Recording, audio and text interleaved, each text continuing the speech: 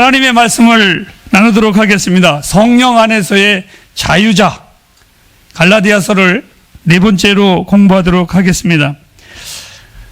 늘 말씀을 드리지만 바울은 이 갈라디아서를 쓸 때에 그냥 농담 삼아서 아니면 주절주절 쓴 것이 아니라 피를 토하듯이 간절함으로 이 말씀을 기록을 했습니다. 당신이 바라보는 교회들이 자꾸 이상한 길로 걸어가는 걸 볼 때 그는 너무나 속이 상했고, 심지어 우리 다음 주일날 공부할 6장에 가면은 바울은 율법을 행하는, 그리고 이렇게 거짓된 복음을 전하는 자들을 아예 망해야 되고 그들은 아예 쫓아버리고 그들과 교제도 하지 말라는 강한 어조로 쓸 정도로 바울 사도는 이 복음과 잘못 돌아가는 율법과의 어떤 상극관계를 강하게 강조하고 또 강조를 했습니다. 오늘 우리가 보는 이 갈라디아서 5장에도 보면 1절 말씀에 바울 사도가 이렇게 말합니다. 여러분들의 믿음을 굳게 해서 다시는 율법의 멍에를, 종의 멍에를 매지 말라.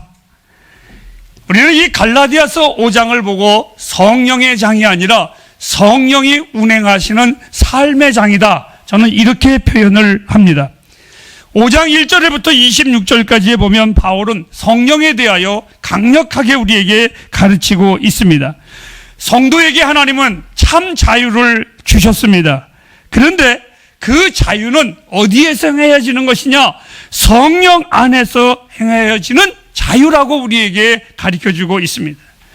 성령이 없이 내 마음대로 살으라고 주신 그 자유가 아니라, 그래서 오늘 이 바울 사도가 25절 말씀을 다 같이 우리 한번 읽어보시도록 하겠습니다. 시작. 우리가 성령으로 살면 또한 성령으로 행할지니, 믿음으로 의롭다함을 입은 그리스도인들은 어떻게 살아야 하는가를 가르쳐주고 있습니다. 저는 이 갈라디아서를 자유의 서신이라고 합니다. 그리스도인들에게 자유를 선포한 서신이 이 갈라디아서 서신입니다. 나는 간혹 이러한 간증을 합니다. 하나님은 내가 예수 그리스도를 믿음으로 말미암아 나에게 주신 두 가지의 자유가 있습니다. 그 하나는 어떤 자유인 줄 알고 계십니까? 나에게 마음껏 예수를 믿을 수 있는 자유를 주셨습니다. 그 누가 나에게 예수를 섬기는 것에 있어서 방해할 수 없습니다. 이 햇불교회도 내가 주를 섬기는 걸 방해할 수 없습니다. 여러분들도 내가 주를 사랑하는 내 마음을 그 어떠한 것으로 방해할 수가 없습니다. 나는 주님을 내가 마음껏 섬길 수 있는 자유를 하나님이 허락해 주셨습니다. 두 번째 자유를 하나님이 나에게 주셨는데, 두 번째의 자유는 나는 죄를 치면 안 돼. 내가 죄를 나는 치면 안 돼. 죄인이 되어서는 안 돼. 내가 죄를 오늘도 하루를 이겨야 돼. 이러한 것이 아니라 하나님은 나에게 놀라운 자유를 줬는데, 죄를 지을 수 없는 것이 아니라 안 지을 수 있는 자유를 내게 허락해 주었습니다. 이것이 하나님이 나에게 주신 놀라운 믿음의 특권입니다. 여러분에게 성급하게 말씀을 드립니다. 성령님은 우리 안에 내주하시는 하나님이십니다. 사람들은 목사의 나의 설교를 들으면 아멘 하실 겁니다. 그리고 또한 사람들에게 이러저러한 만남 속에서 멋진 고백을 하면 그 사람들은 내가 신앙이 좋은 목사인 줄로 보고, 때로는 야, 이 목사님이 참 아름다운 말을 많이 하는구나 라고 말할 수도 있습니다. 하나 그한 모든 것들은 외적인 것입니다. 성령님은 이렇게 표현했습니다. 너희 안에 거하시는 하나님. 왜 이러한 표현을 썼을까? 그냥 너희와 함께 하시는 성령님라고 말씀하시지 않냐고, 내 안에 거하시는 하나님이라고 표현을 하셨을까? 사람들은 다 외적인 말을 듣습니다. 내가 좋은 말을 하기를 원하고 여러분에게 좋은 설교를 하기를 원합니다. 여러분들은 다 아멘 할 겁니다. 허나 여러분들은 나의 설교에 속을 수 있지만 내 안에 계신 성령님은 절대로 속지 않습니다.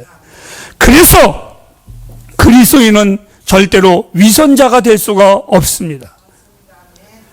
내가 여러분에게 위선자가 되지 마십시오 라고 말하는 것이 아니라, 우리는 위선자가 될 수 있는 인자가 우리 안에 없습니다. 그것이 그리스도인입니다. 자, 사랑하는 여러분, 성령님은 우리로 하나님의 거룩한 생명의 길로 인도하시는 하나님이십니다. 우리가 성령의 인도함을 받았다면 우리는 반드시 율법 아래에 있지를 않습니다. 오늘 본문은 이렇게 성경은 표현해 주고 있습니다. 오직 성령의 열매는, 오직 율법을 쫓아 행하는 자의 열매는 이렇게 표현하지 아니하고 오직 성령의 열매는, 열매는 여러분 어디에서만 열리는 줄 알고 계시죠? 뿌리가 있는 나무에서만 열매를 맺게 되어 있습니다. 뿌리가 없는 곳에서는 절대로 열매를 맺을 수가 없습니다. 우리는 그런데 간혹 그 나무가 가느다랗고 별 볼 일 없는 것 같은데도 열매를 맺고 꽃을 필 때를 보면 그것은 뿌리가 있기 때문에 그렇습니다. 그런데 간혹 멋있는 나무가 있습니다. 그리고 화려한 나무가 있습니다. 하나 열매를 맺지 못하는 나무는 뿌리가 없는 강목과 같은 것입니다. 아무 소용이 없는 것입니다. 우리는 겉으로 볼 때는 멀쩡한 것 같고 겉으로 볼 때는 멋있는 그리스도인 같지만 열매가 없는 그리스도인은 뿌리가 그 안에 박혀져 있지 않기 때문에 그렇습니다. 믿음의 뿌리를 가진 성도는 열매를 맺으려고 애쓰지 않아도 열매는 맺게 돼 있습니다. 우리 그리스도인들은 이상하게 내가 열매를 맺으려고 애를 쓰고 있습니다. 그러나 우리는 열매를 맺으려고 애쓸 필요가 없습니다. 왜? 그리스도 안에 뿌리를 받고 있으면 우리는 열매는 자동적으로 맺혀지게 돼 있습니다. 저는 지난번 처음에 설교할 때도 말했습니다. 나는 예수 믿는 게 되게 힘들었습니다. 예수를 믿으면 참 자유와 기쁨이 있는데 뭘 이렇게 행하는 게 많아야 되고 하지 말아야 될 게 이렇게 많은지. 사랑하는 여러분, 제가 여러분에게 이러한 제안을 합니다. 무엇을 하고 무엇을 하지 말아야 될까? 저는 이렇게 표현합니다. 예수 믿고 하고 싶은 거 다 하십시오. 이것이 그리스도인의 자유입니다. 성령이 그 안에 거하는 자는 내가 하지 말라 하지 않아도 성령의 지혜에 따라서 움직이게 돼 있습니다. 오늘 성경 본문 갈라디아서 5장 22절 말씀에 오직이라는 이 단어를 한번 생각해 보십시오. 오직 잘 기억하십시오. 아주 단호하게 바울은 이야기합니다. 그럴 것 같아? 아니 이럴 것 같아가 아니라 바울은 오직 뭐라고? 알곡과 가라지를 구별하는 키와 같다고 말을 하고 있습니다. 키가 뭔지 아시죠? 알곡과 쭉정이를 흔들 때마다 갈라놓는 것입니다. 마치 오늘 이 오직이라는 단어는 어떠한 단어이냐? 바로 율법과 아니 옛 성품과 새 성품을 갈라놓는 키와 같은 것입니다. 오늘 먼저 우리는 갈라디아서 5장 2절 22절 성령의 9가지의 열매를 공부하기 전에 그 앞절을 한번 보실까요? 5장 16절 말씀에 보면 성령의 열매가 아닌 육체의 열매에 대하여 쭉 나열해 놓고 있습니다. 이것을 세 가지로 요약을 해보면 이런 겁니다. 첫째로 인간의 타락은 인간의 위장된 사랑입니다. 음행, 간음, 사통, 더러움, 호색 이러한 모든 것들은 다 위장된 사랑입니다. 두 번째로는 하나님에 대한 위장된 신앙이 나오고 있습니다. 우상숭배, 술수, 분냄, 당짓는 것, 불리함, 투기 이러한 것들은 다 하나님 앞에서 위장된 신앙의 삶입니다. 그리고 세 번째 인생이 살아갈 때 삶에 과도한 방종된 삶이 있는데 술 취함과 방탕함입니다. 본질적으로 어두움을 좋아하는 이 인생들은 죄된 성품을 버릴 수가 없습니다. 지금까지 나열한 모든 인간의 죄된 성품은 인간 스스로가 이것을 거부할 수가 없습니다. 어두운 것을 보지 말라고 해도 인간은 보게 돼 있습니다. 만지지 말라고 해도 만지게 돼 있습니다. 이상하게 우리 어렸을 때부터 진실하게 살아라고 공부했지만 그리고 그렇게 교육을 받았음에도 우리 인생은 그러한 정반대의 삶을 살아가는 것이 인생입니다. 그것을 우리 인생들이 바꿀 수가 없습니다. 그런데 오늘 성경은 이렇게 말합니다. 오직 성령의 그 역사하심만이 이러한 것들을 단번에 날려버릴 수가 있습니다. 인간의 노력으로는 절대로 안 됩니다.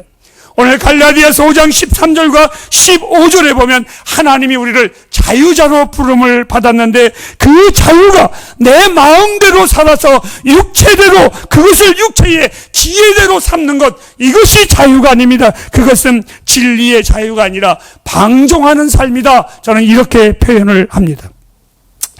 그리고 바울 사도는 이러한 삶은 단호하게 말을 하지요. 멸망을 당할 것이라고. 오늘 성경을 읽어보면 여러분들이 간혹 헷갈리는 단어가 있을 겁니다.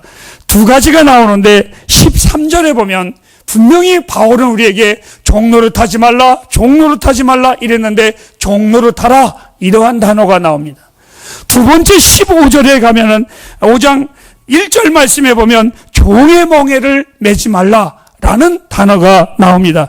이것은 서로 다른 겁니다. 즉 오늘 이 4장 먼저 나오는 13절의 말씀은 이런 겁니다. 하나님이 내게 은혜를 주신다면 그 은혜를 믿고 사는 자는 남들에게, 이웃에게, 오늘 1부 때 목사님이 설교했듯이 내가 섬겨야지가 아니라 당연히 섬김의 삶을 삽니다.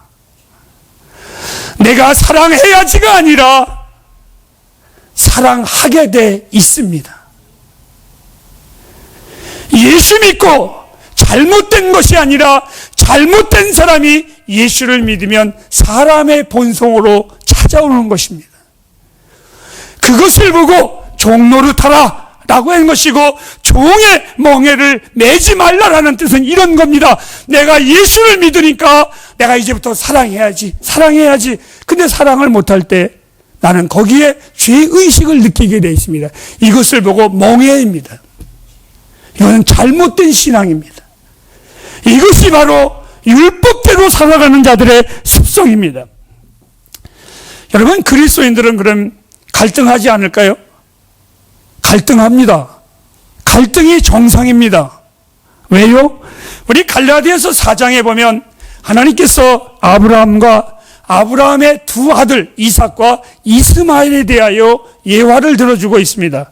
그게 어떤 내용이냐면 이삭이 낳기 전에는 이스마엘이 먼저 낳습니다. 근데 육신의 자녀라고 그랬습니다.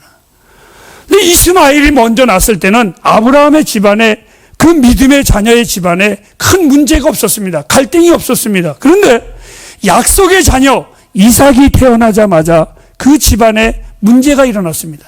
갈등이 일어나기 시작을 했습니다. 여러분, 우리 안에 새 성품이 들어오면 옛 성품과는 갈등하게 돼 있습니다. 그것이 정상적인 그리스도인입니다.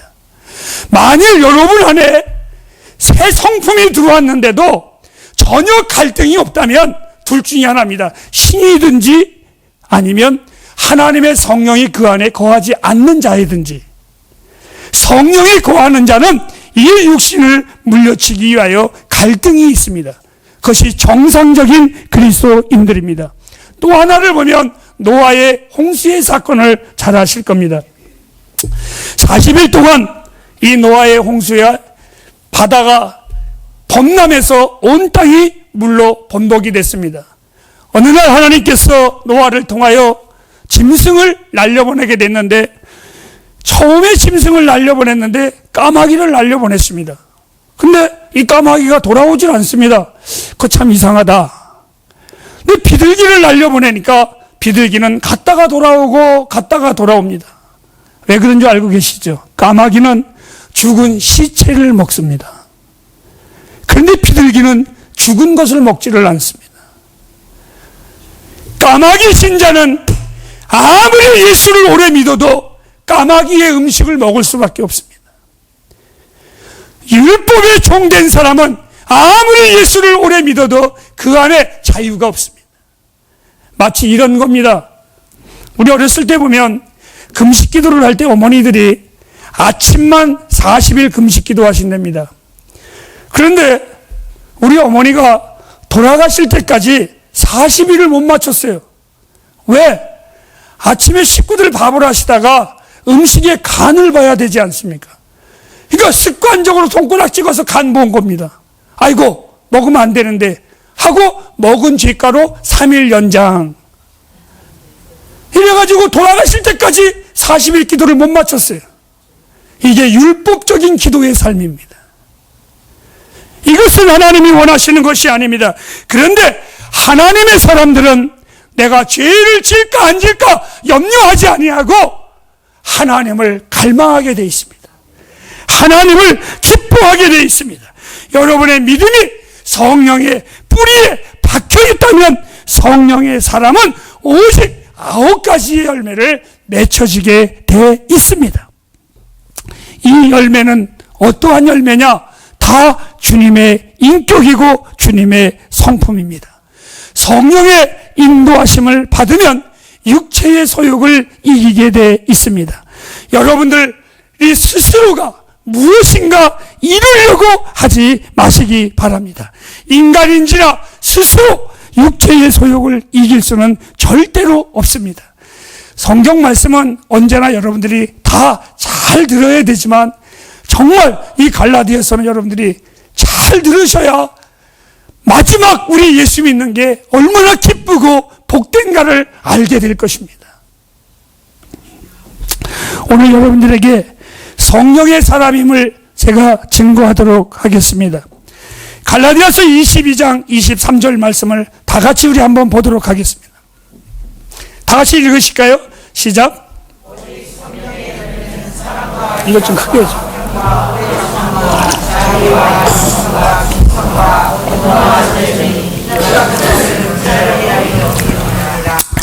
여기 제일 처음에 나오는 게 오직 성령의 열매는 사랑.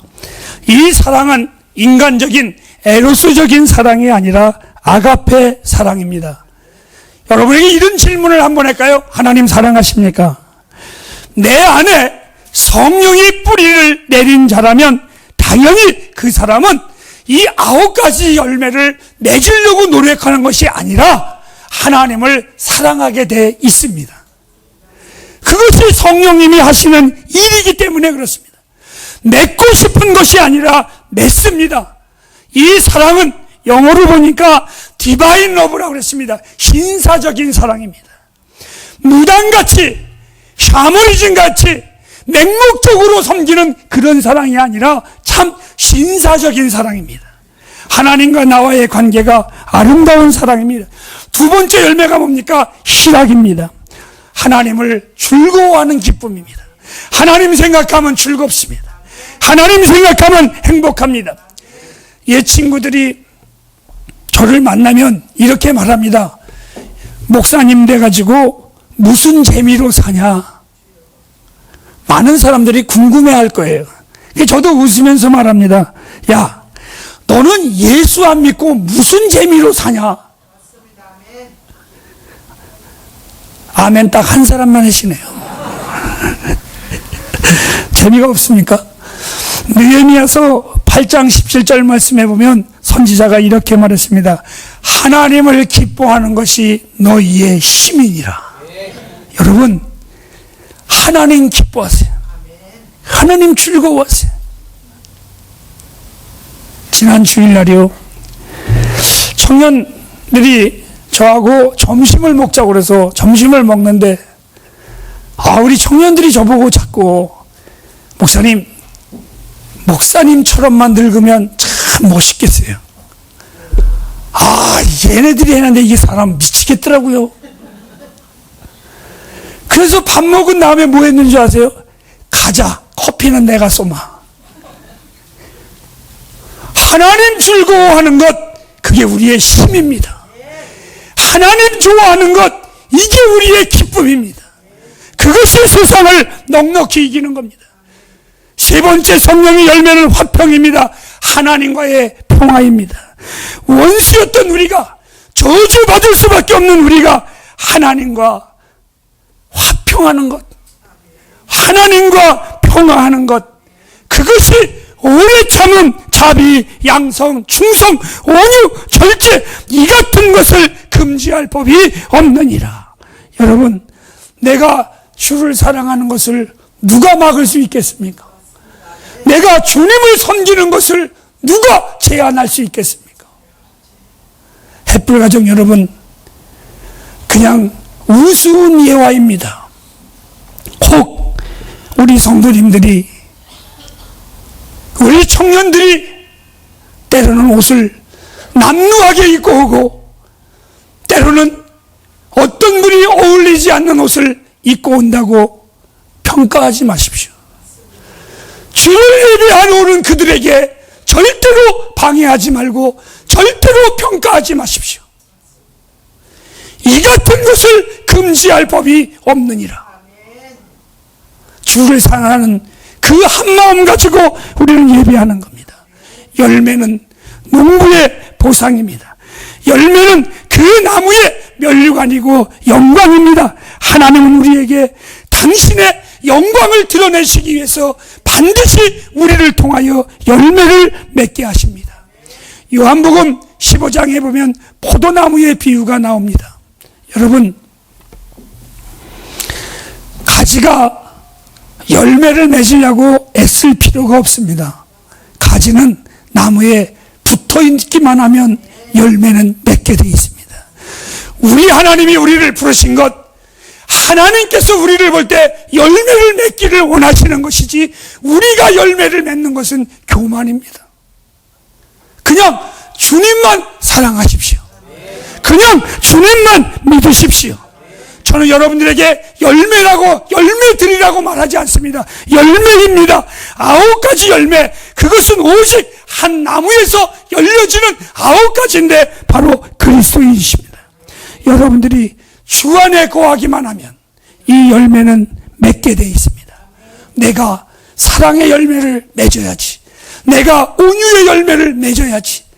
그럴수록 여러분들은 율법에 얽매여서 여러분들의 신앙은 자라지 않을 것입니다. 그런데 예수 안에만 있으면 그 열매는 자동적으로 맺혀지게 되어 있습니다. 다시 한번 말씀을 드립니다. 열매를 맺으려고 애쓰지 마십시오.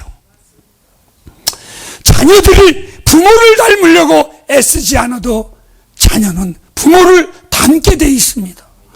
여러분 스스로가 그리스도인처럼 살려고 애쓰지 마십시오. 저는 목사처럼 살려고 애쓰지 않습니다. 나는 그냥 목사입니다. 누가 나를 다르게 판단해도 나는 목사라고 말을 합니다. 그리스도인처럼 살지 마세요. 그건 가짜입니다. 진짜는 그런 것처럼 살지 않습니다. 신앙이 좋은 것처럼 고백하지 마십시오. 진짜는 그렇게 고백하지 않습니다. 항상 가짜가 진짜처럼 보이려고 애쓰습니다. 여러분들이 그리스도인처럼 살라고 하지 마십시오. 그냥 나무에 붙어 있으면 됩니다. 내 안에 죄가 들어오면 어떻게 하지? 죄가 나를 지배하면 어떻게 하지? 죄가 나를 삼키면 어떻게 하지? 오늘도 내가 죄를 이겨야 되는데 이기십니까 여러분? 이렇게 기도합니다. 하나님, 오늘 아침에도 하루 종일 걸어다닐 때에 내가 보고 느끼는 모든 것, 성령님이 좋아하시는 것만 보게 하옵소서. 죄된 것을 보지 말게 하옵소서. 그런데 갈 때부터 우리는 야한 것부터 보이기 시작을 합니다. 그리고 밤에 기도할 때 이렇게 기도합니다. 하나님, 오늘 내가 교회 가는데 참 더러운 것들이 많이 봐서 내 마음이 흔들거렸습니다. 나를 용서하옵소서. 맨날 폐장병처럼 기도합니다. 이런 거 있죠. 내가 담배를 끊으려고 하는데 담배를 주머니에 넣고 가면서 하나님, 내가 이 유혹을 이기게 하옵소서. 마치 우리 그리스도인들이 그렇습니다. 그런데 오늘 성경은 이렇게 말합니다. 성령을 쫓아 행하라. 그리하면 육체의 소욕은 자동적으로 이기게 돼 있습니다. 이해 가세요? 충분히 이해 가세요? 그럴 때 우리는 이렇게 말합니다. 하나님, 오늘도 내가 성령의 인도함으로 승리했습니다. 감사합니다. 하나님 때문에 정말 감사합니다. 사랑하는 애플가정 여러분, 마치겠습니다. 우리가 진정으로 기도하고 간구해야 될 것, 성령의 충만함을 구하시기를 바랍니다. 성령 안에 거하십시오. 그리고 성령의 능력으로 사십시오. 그리하면 육체의 소욕을 이기게 돼 있습니다. 하나님은 여러분을 통해서 하나님의 영광을 드러내기를 원하십니다. 마치겠습니다. 나는 여러분들이 이 땅을 살아가는 동안에 하나님을 바라봄으로 그 은혜를 쫓아가는 여러분이 됨으로 말미암아 앞으로의 인생이 이 땅에서 지금까지도 경험해보지 못한 가장 좋은 것으로 주시는 하나님을 풍성하게 체험하며 살아가는 여러분이 되길 주님의 이름으로 축복합니다. 기도하겠습니다.